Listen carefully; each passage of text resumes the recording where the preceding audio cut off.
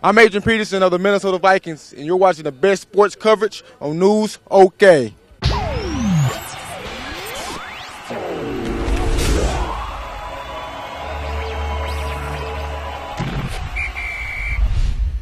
Let's see, I just was incredibly pleased, I guess, overall with the defense, and in particular, well, I can't even say the first half being put in some tough situations, continued to respond. We made some huge turnovers, 3 interceptions in the first half, 1 for a touchdown. Just really played great defensively, and throughout the game. In the second half, they really played well also. I don't think we give up a touchdown until about 8 or 9 minutes left in the fourth quarter, and had a pretty good lead at that time, I guess 35-6. So it was really a great day that way. Some guys defensively that were really outstanding. Brian Jackson, again, matched up with their best receiver most of the day, and bump and run coverage was outstanding. Dom Franks also with the interception played great all day. And guys up front, Adrian Taylor had one of his best games since he's been here. It was caused the interception that Jeremy Beal gets off the deflection, and just had great pressure. And along with Austin English, one of his better days, Jeremy Beal, Gerald McCoy, all those guys were kind of all game balls along with the 2 DBs. Played great. And then offensively, we're a little it was really good. We got good field position right off the start, and pushed the ball in the end zone, had a drive right to start the game to go up 7-0 was positive.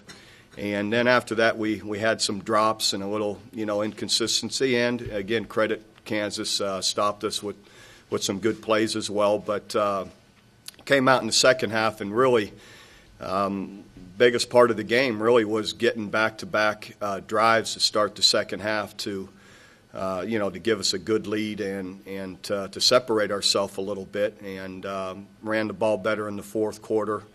And just played well. Played better in the second half. Made some of the catches that are there to make. I thought Landry was solid in everything that he did. The interception that he has is really not on him. It hits our receiver right in the hands, right in the face, and he tips it up in the air, and and they get the interception. But was solid. Really all day. Same with kicking. Outside of we just mishandle a punt snap that was right in his chest. I don't know how to explain that other than you just can't drop the ball. But the rest of the kicking game the whole day was really solid and good. So it was a good win, and leads us, here coming back home with Kansas State this week. Coach Bill Snyder back with Kansas State. Here they are back leading the North. They're doing an excellent job. And you watch them is what you'd expect to see from Coach Snyder's teams. You watch them offensively, very physical, running the football, creating every way possible to run the ball, and trying to get some play action passing in off of it, but very efficient and effective running the ball.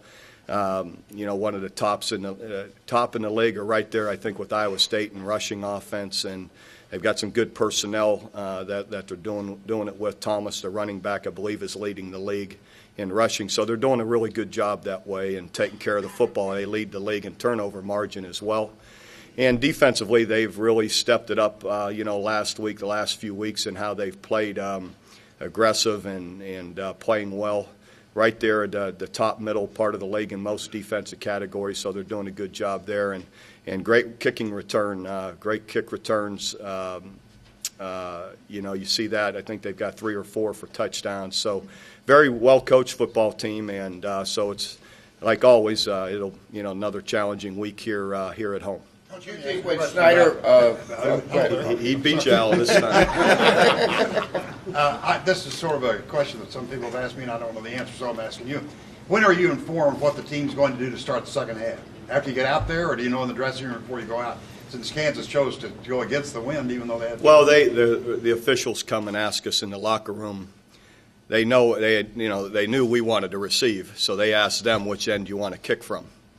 Were you a little bit surprised they took it against the wind? Yes and no. I think Mark, I could see why he did it. It was a tight game, 14-6. His guy had just kicked a 57-yard field goal with the wind.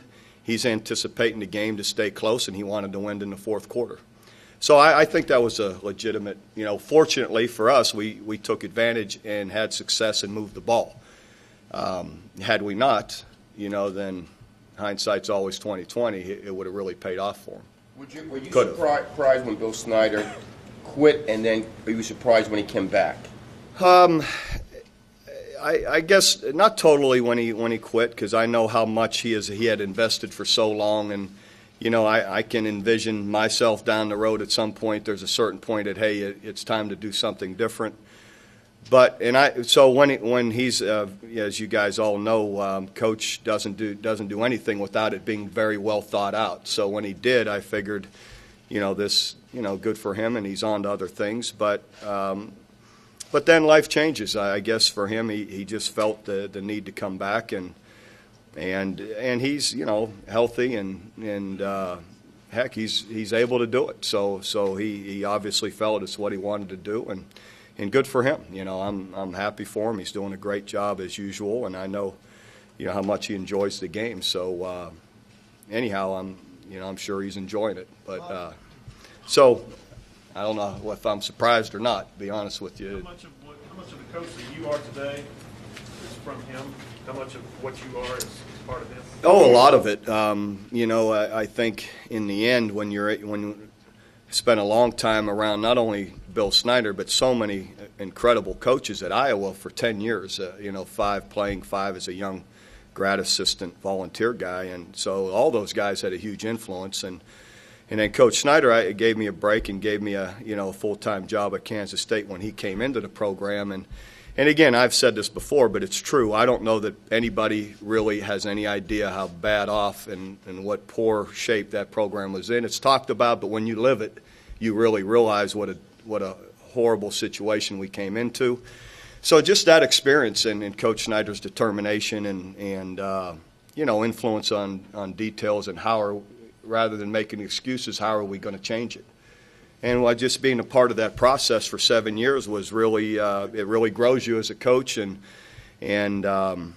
you find out ways to how can we do something differently. And I would say Jim Levitt and I, being D coordinators together, and then we started to have a lot of success. It was constantly trying to figure out a better way to do something, to give ourselves a chance, because we and little by little it happened. So anyway, I don't know how to quantify how much, but he certainly has had a major influence. It shows up. That shows up. I guess that characteristic in the day you got here, and you said, no excuses. Whatever's happened in the past, we're not going to look at that. Is that fair enough? And same with Coach Levitt. I mean, probably. In the end, you have to find a way, and